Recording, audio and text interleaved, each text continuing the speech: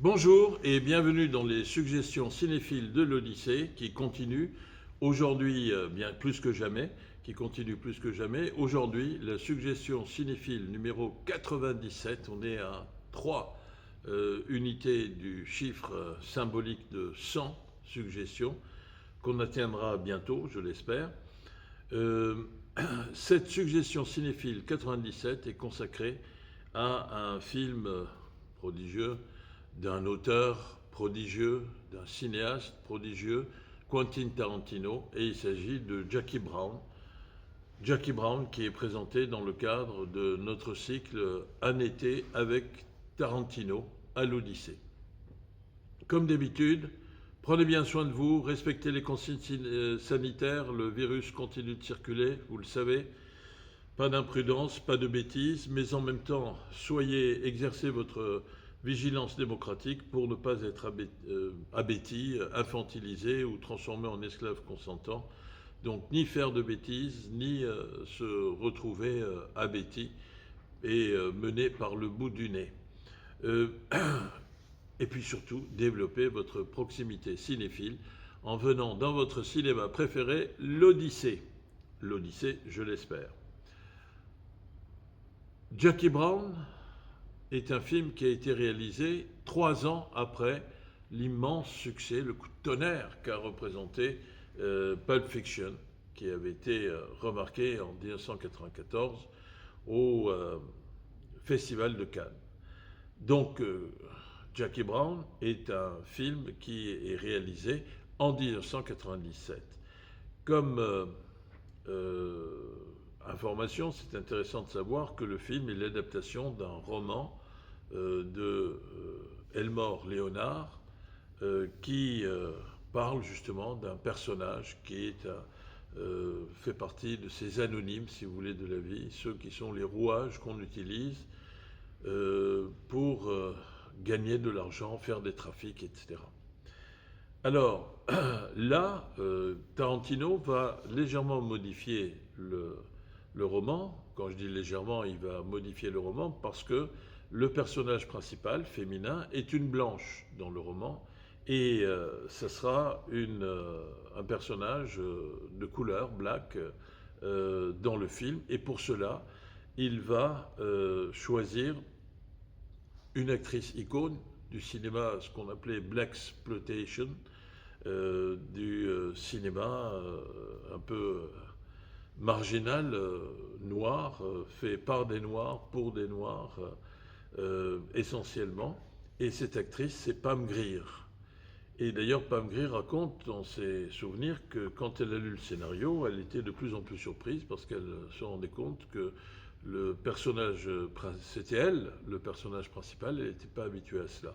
En cela, Quentin Tarantino fait encore une fois acte de sa boulimie cinéphilique parce que il dévore tout, Quentin Tarantino, et quand il a l'occasion, eh bien, les icônes qu'il a remarquées dans tel ou tel genre cinématographique, très diffusé pour un public spécifique, mais moins connu des grands réseaux de distribution, eh bien, il décide de propulser ces icônes au premier plan.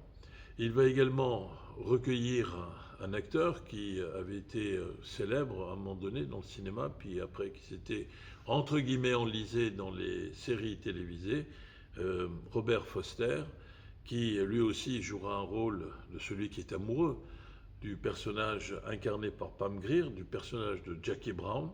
Et puis il va utiliser des acteurs très connus, Bridget Fonda, Samuel L. Jackson, et je garde pour la fin, last but not least, pour le meilleur, Robert De Niro, que vous pourrez retrouver dans le film avec une chemise fleurie hawaïenne qui est assez fascinante. Bien.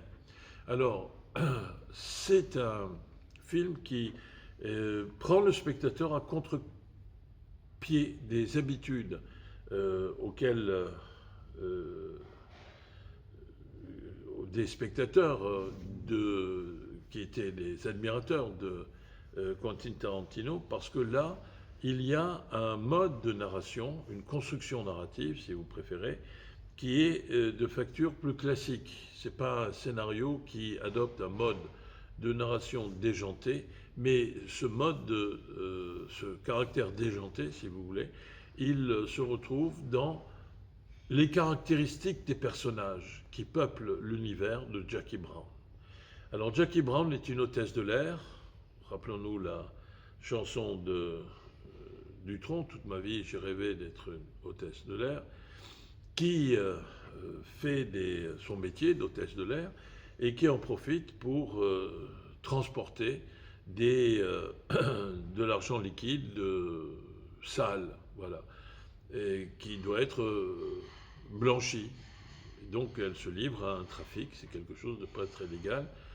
Elle est repérée par des agents de police, mais finalement elle échappe à toute arrestation, même si elle fait partie des suspects, et elle va décider de prendre son destin en main. En fait, le personnage de Jackie Brown fait partie de cette multitude de gens qui, dans la vie réelle, sont des rouages utilisés par d'autres. Et on peut reprendre la très très belle formule, puissante formule de Bertolt Brecht, il y a ceux qui vivent et ceux qui sont vécus.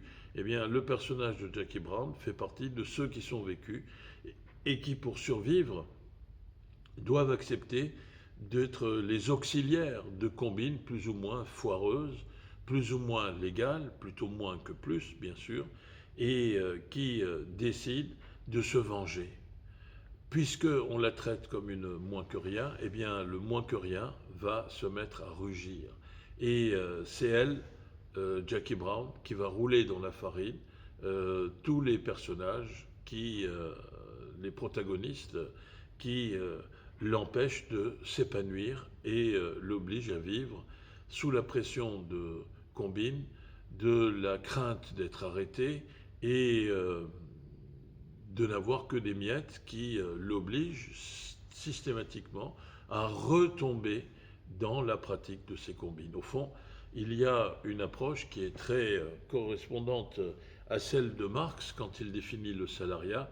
On paye avec le salariat non pas la valeur de la force de travail qui est mise dans l'acte productif, mais on paye la valeur de la force de travail pour ce qui concerne son coût d'entretien, c'est-à-dire donner une rémunération suffisante pour ne pas mourir de faim, mais pas suffisante pour l'empêcher de revenir travailler dans des conditions qui ne sont pas forcément les meilleures. Il y a là quelque chose qui est très très intelligent et très au vitriol de la part de Quentin Tarantino. Et puis il y a ce tableau qui nous présente des personnages qui sont complètement déjantés, excentriques, et qui sont au fond une des caractéristiques profondes de la société civile américaine, d'après la vision du monde de Quentin Tarantino. C'est donc un très très grand film que vous pourrez découvrir. Je ne vais pas vous dévoiler la fin de ce film, mais ce film dont on a pu dire, peut-être sans pour autant que ce soit une critique, qu'il était bavard, eh bien c'est un film qui expose les caractéristiques profondes des rouages, des ressorts anonymes et pourtant indispensables qui font marcher une société qui est portée tout entière par l'appétit du gain, car on est quelqu'un si on a de la richesse, et donc tout l'objectif c'est de gagner beaucoup d'argent, mais comme le fait de gagner beaucoup d'argent avec des méthodes qui sont reconnues comme légales par le pouvoir en place, les privilèges en place, eh bien c'est le monopole de certains, des privilégiés précisément. Eh bien ceux qui ne font pas partie du groupe des privilégiés, ils essayent de se compenser de cela en faisant des choses qui sont reconnues comme étant moins légales et pourtant qui elles aussi sont portées par cet appétit du lucre, du gain, et qui font qu'on est prêt à avoir un certain gras dans les comportements déjantés pour gagner du fric, parce que Gagner du fric, du flouze, c'est la finalité absolue de la société qui est fondée sur la circulation de l'argent.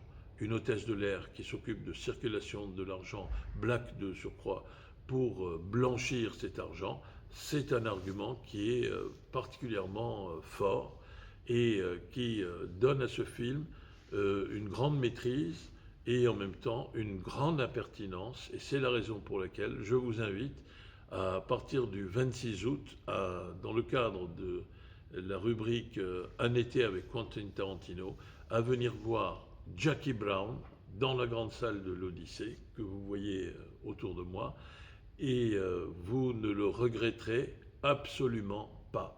Je vous souhaite d'emblée un très bon visionnement de ce film qui est à voir et à revoir, toutes affaires cessantes. Profitez-en bien, venez à l'Odyssée où vous serez toujours accueillis à bras ouverts, mais dans le respect des règles sanitaires que je vous recommande de respecter à la lettre. À très bientôt. Merci. Au revoir.